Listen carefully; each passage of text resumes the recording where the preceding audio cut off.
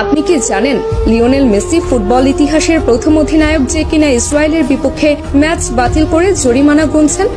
না, আপনি এটা জানবেন কেন? আপনার তো এটা জানার ইচ্ছে নেই, বরং আপনার কাজ মেসির সমালোচনা করা। একটা ছবি পেয়েছেন, অমনি মেসির সমালোচনা শুরু করেছেন। কারণে অকারণে মেসির পেছনে আপনি অকারণে পুরো ক্যারিয়ার জুড়ে লেগেছিলেন। তাহলে শুনুন, মেসি ফিলিস্তিনের মানুষের প্রতি কতটা মানবিকতা দেখিয়েছিলেন। সাল 2018 রাশিয়া বিশ্বকাপের আগে আর্জেন্টিনা মাঠে নামবে ইসরায়েলের বিপক্ষে। সবকিছু ঠিকঠাক। ঠিক সেই মুহূর্তে ফিলিস্তিনের তরফ থেকে জানানো হলো এই ম্যাচটা যেন আর্জেন্টিনা বাতিল করে।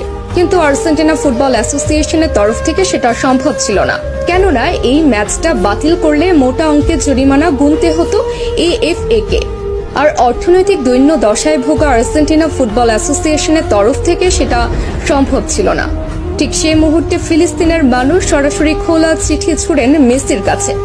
আর্জেন্টাইন অধিনায়ককে অনুরোধ জানানো হয় ম্যাচটা যেন বাতিল করে, এবং মেসি তাদের অনুরোধে সাড়া দিয়ে ম্যাচ বাতিল করেন এবং নিজ পকেট থেকে জরিমানা পরিশোধ করেন আর্জেন্টাইন ক্যাপ্টেন। সঙ্গে সঙ্গে ইতিহাসের প্রথম ক্যাপ্টেন হিসেবে ম্যাচ বাতিল করে জরিমানার টাকা পরিশোধ করে অনন্য দৃষ্টান্ত রাখেন লিও।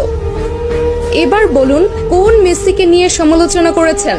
কতজন মানুষ এইভাবে নিজ পকেট থেকে জরিমানা গুনেছেন ফিলিস্তিনের জন্য, বলুন তো? এরপর যদি মেসির সমালোচনা করেন, দয়া করে আয়নায় মুখখানা দেখবেন। এবার আসি এই ছবির ঘটনায়।